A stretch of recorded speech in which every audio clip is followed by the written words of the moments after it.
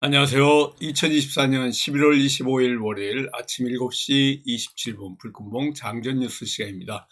불금봉 밴드를 찾고자 하시는 분요, 밴드 전체 검색란에 불금봉이라고 검색하셔서 실명으로 가입하고 들어오시면 됩니다. 오늘의 뉴스 테마 호재 전반적으로 한 6가지 올려놨는데요. 조금 이따 살펴보고요.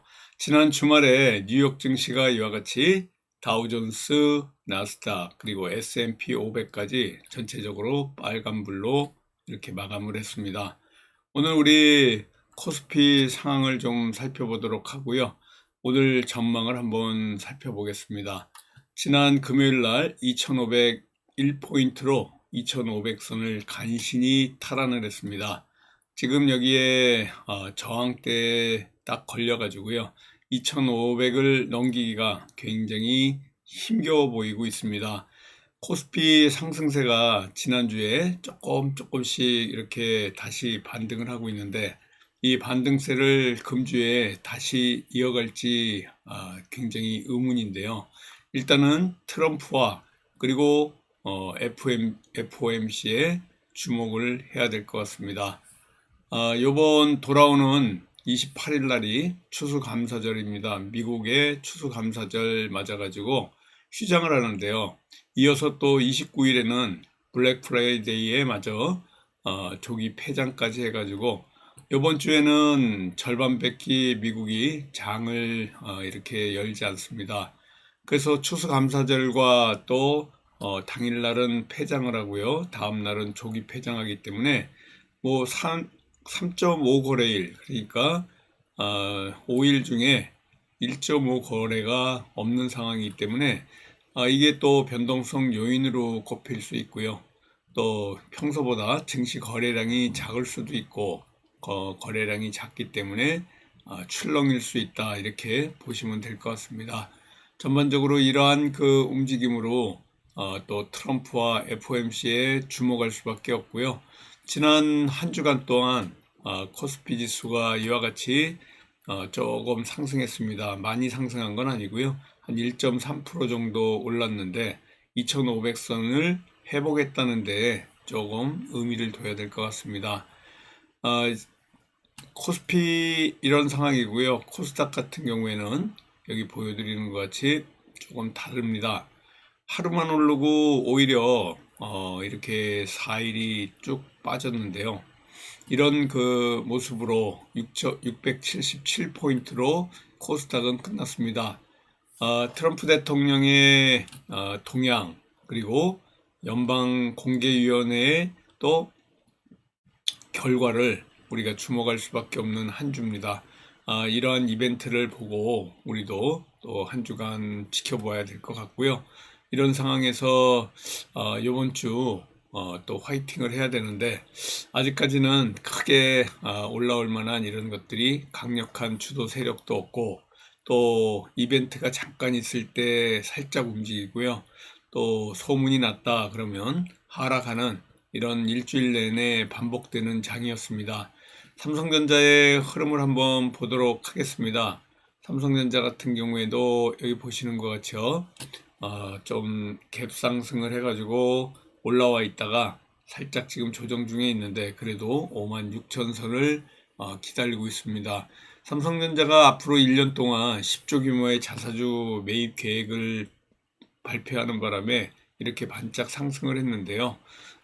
유동성 위기설에 또 롯데그룹도 있고, 롯데케미칼, 롯데쇼핑, 그리고 롯데지주, 이런 롯데 관련 회사들 전체적으로 다 유동성 위기설 때문에 또 이런 그 지금 장세에 상당히 리스크가 있다, 이렇게 보시면 될 것 같습니다. 바이오 업종 같은 경우에도 추락이 있고요. 알테오젠 같은 경우에 한번 살펴보면 알겠지만요, 엄청난 하락이 있었습니다.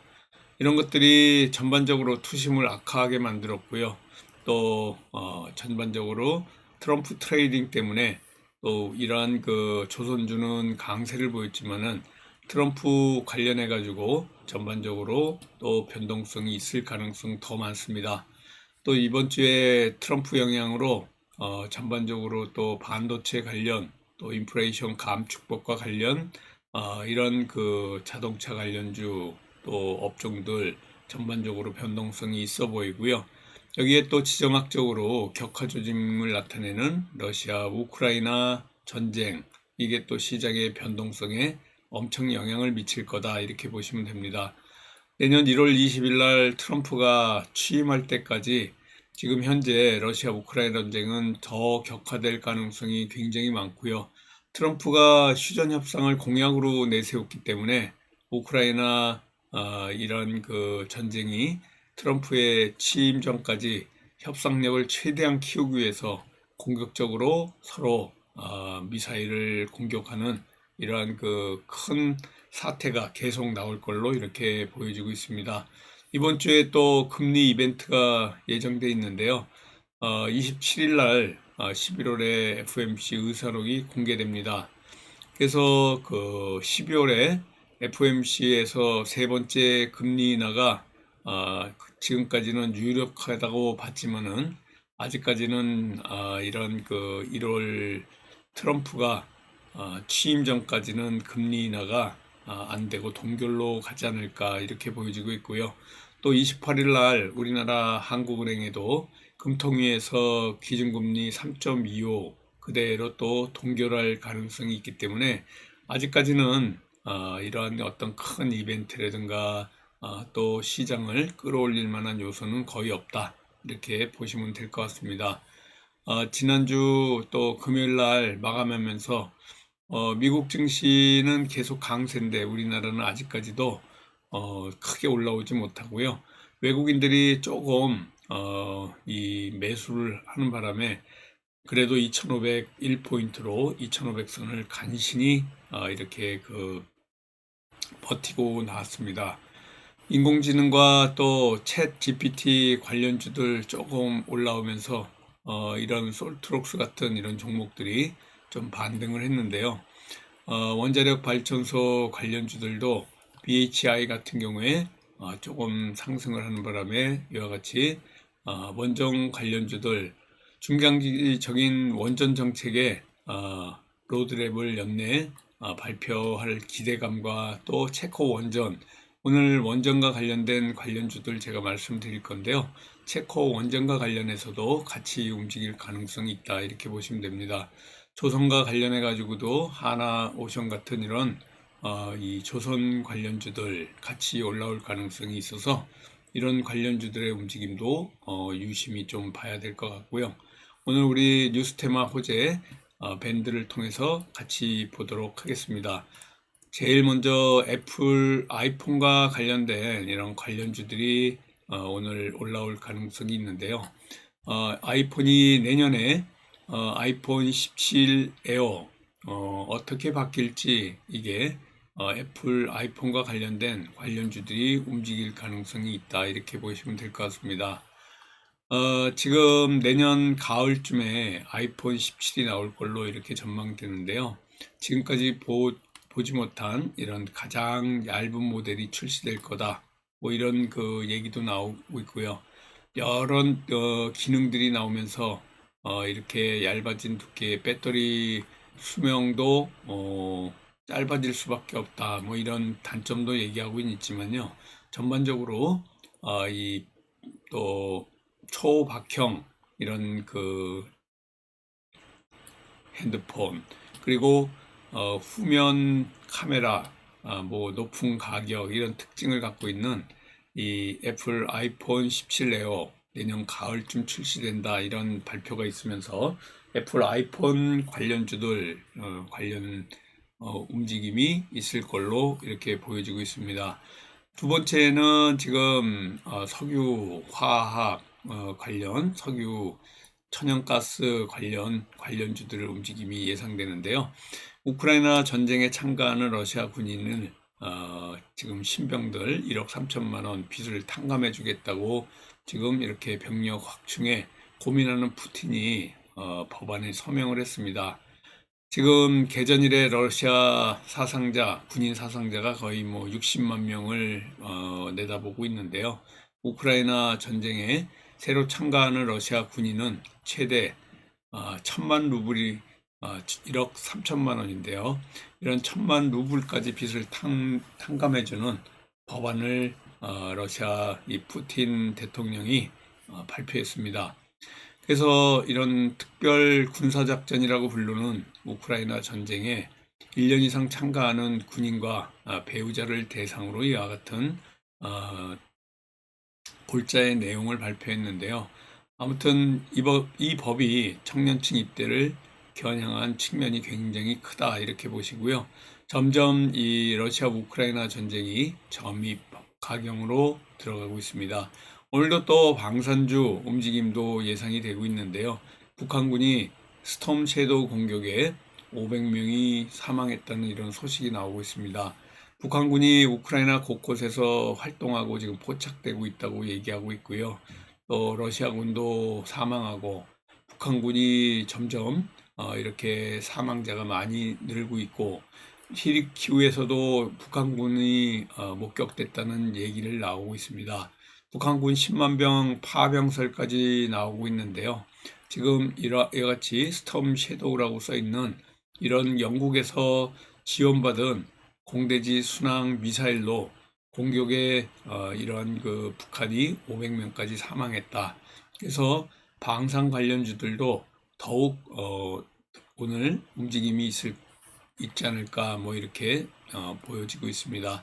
틱톡과 관련된 틱톡 관련주들도 움직일 가능성이 있는데요. 카페24라든가 FSN 또 모비데이즈, YG버즈 같은 이런 틱톡 광고, 틱톡과 관련해서 지금 국가안보 우려에 이 미국에서 틱톡이 퇴출당할 위기에 있습니다. 중국의 짧은 동영상 공개 공유 플랫폼 틱톡에 이러한 그 염려들 때문에 트럼프가 대통령에 취임하면서 또 새로운 이러한 그 축으로 올라온 일론 머스크가 이 틱톡 CEO하고 연락을 주고받았다라는 이런 소식이 나오면서 틱톡 광고와 관련된 또 이런 광고의 움직임도 예상이 된다 이렇게 보시면 됩니다. 오늘 또 2시에 이재명과 관련한 두 번째 선고가 있습니다. 이재명 관련주 김동연과 김경수가 가장 크게 오를 것 같은데요. 김동연 관련주 중에 PM풍력이라든가 대창도 있습니다. SG글로벌이라든가 대상홀딩스 그리고 국영GNN 같은 이런 오늘 이재명 선고에 아마 거의 법정 최고형인 3년 이렇게 구형을 받았는데요. 아마 1년 내지 1년 6개월 정도의 선고가 나오지 않을까 이렇게 보여지고 있고요. 법정 구속까지 얘기하는 법조인도 있습니다. 그래서 1심 위증교사 의혹 재판에 1심 선고가 오늘 있기 때문에 이렇게 또 김동연이라든가 김경수 같이 수혜를 받을 만한 이런 관련주들 움직임도 예상이 된다 이렇게 보시면 됩니다. 여기에 원전과 관련된 체코 원전 수주 관련주들 또 움직임이 예상되는데요. 이 원전 관련 한전산업, 서장기전, 우리기술, 두산에너빌리 같은 이런 관련주들 또 움직임도 예상되고 있습니다. 지난 7월에 원전업계에 들려왔던 희소식, 이런 팀 코리아로 체코 두코바니 원전 2기와 관련한 건설산업 우선 협상자로 선정됐습니다. 그래서 내년 3월에 최종 계약을 앞두고 있고요. 그래서 이러한 움직임 때문에 원전이 계속해서 우리가 뉴스테마 호재로 보고 있고요. 여기 이제 이재명 선고, 틱톡 광고 관련주, 또 방산 그리고 천연가스, 또 애플 아이폰까지 오늘 6개 뉴스테마 호재로 저와 함께 8시 40분 전으로 우리 불금봉 제자분들하고 카톡으로 소통하면서 오늘도 파이팅하는 월요일 되도록 하겠습니다. 감사합니다. 안녕히 계십시오.